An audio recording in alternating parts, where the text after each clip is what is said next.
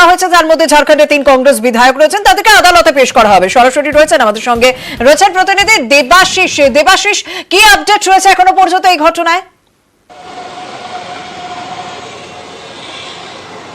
দেখো, গতকাল যখন তাদেরকে আটক করা হয়, তারপরে দীর্ঘক্ষণ জিজ্ঞাসাবাদের পর অবশেষে তাদের 5 জন অর্থাৎ 3 এমএলএ এবং তার এক চালক এবং তার এক সঙ্গী, এই 5 জনকে গ্রেপ্তার করা হয়েছে।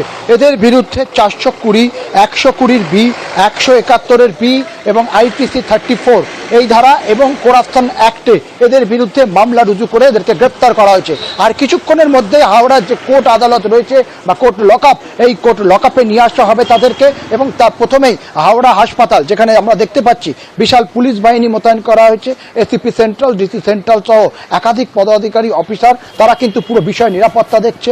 র্যাব এবং কমব্যাট ফোর্স তাদেরকেও নিয়ে আসা হয়েছে। প্রথমে হাওড়া হাসপাতালে তাদেরকে মেডিকেল করানো হবে এবং মেডিকেলের পর তাদেরকে তোলা হবে হাওড়া আদালতে। এবং পুলিশ তাদের নিজেদের হেফাজতে চেয়ে আবেদন করেছে এবং আমরা যেটা এখনো পর্যন্ত জানতে পেরেছি, এই হেফাজতে নেওয়ার পর সিআইডি কিন্তু তাদেরকে জিজ্ঞাসাবাদ করবে।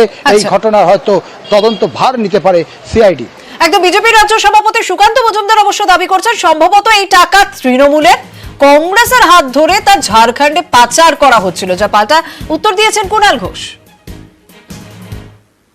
তৃণমূল কংগ্রেস যেভাবে রিয়াক্ট করছে, ঠাকুরঘরে কে আমি কলা খাইনি, তা মনে হচ্ছে আমাদের যে তৃণমূল কংগ্রেসেরই টাকা, সেই টাকা সোনিয়া গান্ধীকে ধরে এই টাকা কংগ্রেসের এমএলএদের মাধ্যমে ঝাড়খণ্ডে পাচার করা হচ্ছিল।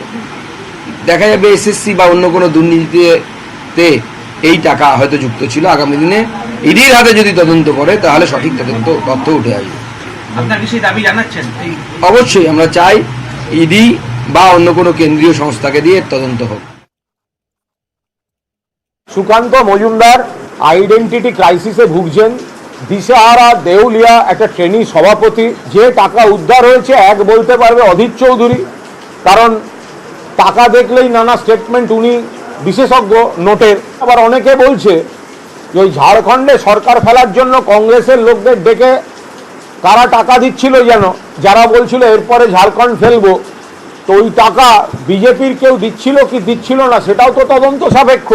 উদ্ধার তো করেছে তৃণমূল সরকারের পুলিশ। এই টাকার উৎস কি? কেন হাঁটু কাঁপছে সুকান্ত? এখন হাঁটু কাঁপছে। দিলীপ ঘোষের আত্মসহায়কের কাছ থেকে 1 কোটি টাকা পাওয়া গেছিল। দিলীপ ঘোষ অ্যারেস্ট হয়নি কেন? মাদক রানীকে নিয়ে আপনাদের নেতাদের ছবি বেরোচ্ছে। যখন তথাগত রায় বলে কামিনী কাঞ্চন, ভুলে গেলেন? এগুলোর উত্তর না দিয়ে কাঁচের ঘরে বসে